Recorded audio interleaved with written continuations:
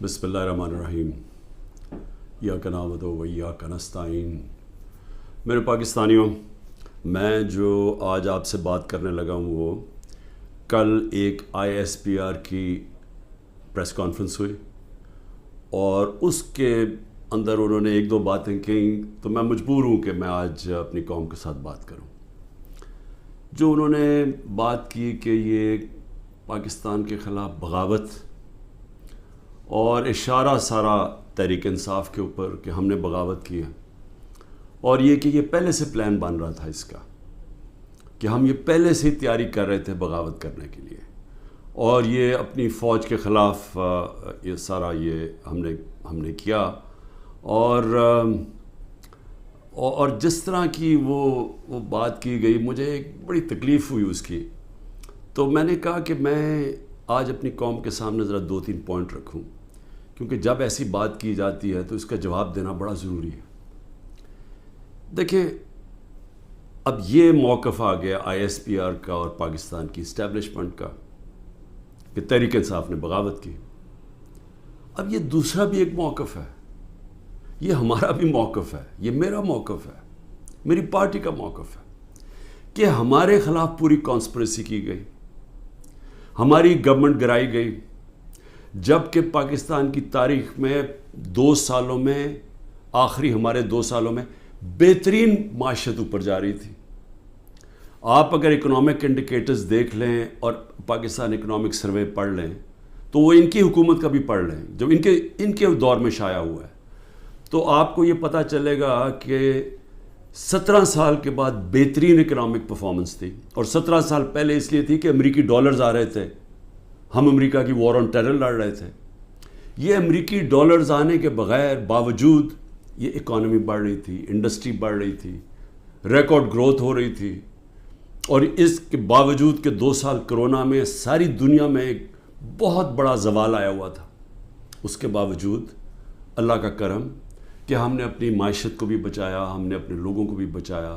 دنیا نے اکنالج کیا کہ پاکستان نے جو قدم اٹھائے کووڈ-19 میں وہ دنیا میں مثال تھے۔ ایک امریکی ایک اکانومسٹ جو کام کرتا تھا ڈونلڈ ٹرمپ میں، اس نے کہا کہ اگر امریکہ پاکستان کی مثال لے لیتا تو کتنے 10 کھرب ڈالر بچا سکتا تھا۔ تو اس گورنمنٹ کو گرایا گیا ایک سازش کے تحت، تو یہ ہم کہہ رہے ہیں کہ ملک سے غداری ہوئی۔ اس کے بعد 25 مئی کو ہمارے ساتھ جو ہوا، کسی پولیٹیکل پارٹی سے ایسا نہیں ہوا کہ وہ لانگ مارچ کر رہی ہے اور 2 دن پہلے گھروں میں گھس کے اٹھائے جا رہے ہیں لوگ، کتنے ہزار گھروں میں پولیس گھسی رات کے صبح کے 3 بجے۔ یہ پہلی دفعہ کسی پارٹی سے ایسے ہوا۔ 3 لانگ مارچز میرے خلاف ہوئی، بتائیں ایک بھی FIR کٹی؟ ایک دفعہ ہم نے کسی کو روکا؟ کسی کے اوپر ٹیئر گیسنگ ہوئی؟ اور ہمارے اوپر پورا ایک اٹیک آیا، ہمارے بنیادی حقوق فنڈامنٹل رائٹس کی وائلیشنز ہوئی، اور ہمارے اوپر ہی پرچے کٹ گئے۔ میں نے تب 26 کی صبح کو اپنے دھرنا کال آف کیا، کیونکہ مجھے پتا تھا انتشار کی طرف جا رہا ہے۔ جو پارٹی الیکشن چاہتی ہے وہ انتشار تو نہیں چاہتی۔ تو اس کے بعد ہمارے اوپر یہ نہیں ہوا کہ سستیاں کم ہوئیں۔ جب ہم 30 بائی الیکشنز جیت گئے 37 میں سے، باوجود اس کے کہ پوری اسٹیبلشمنٹ کی سپورٹ تھی یہ 12 جماعتوں کی، میرے اوپر قاتلانہ حملہ ہوا، مجھے قتل کرنے کی کوشش کی گئی، میں اپنی FIR نہیں کٹوا سکا۔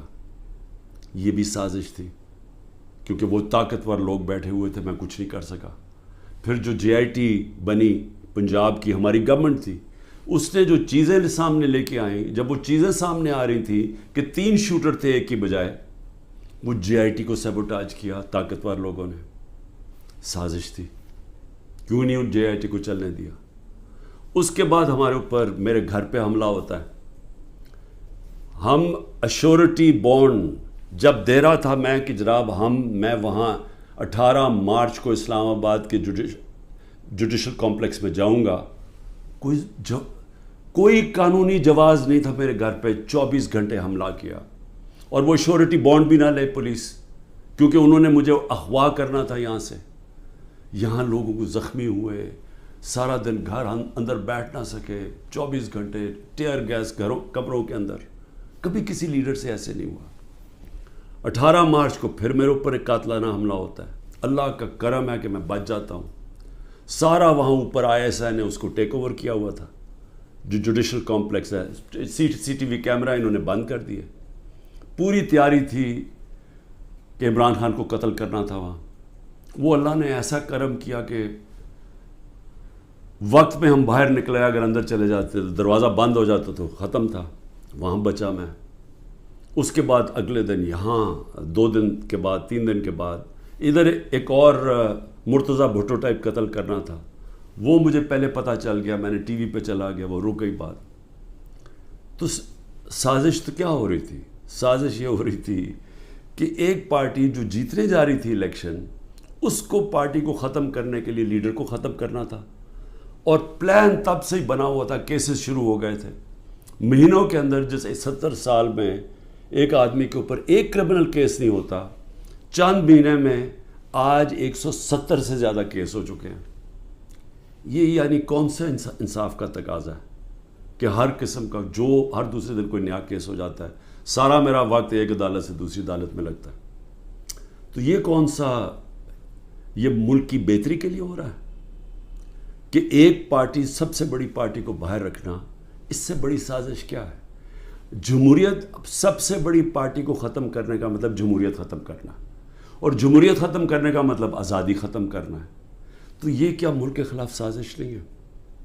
اور پھر جو 9 مئی کو ہوا، اب ISPR صاحب کہہ رہے ہیں کہ جناب 9 مئی کو جو ہوا ہے وہ ایک بڑی سازش چلتی آ رہی تھی، تو وہ سازش سامنے آئی، بغاوت.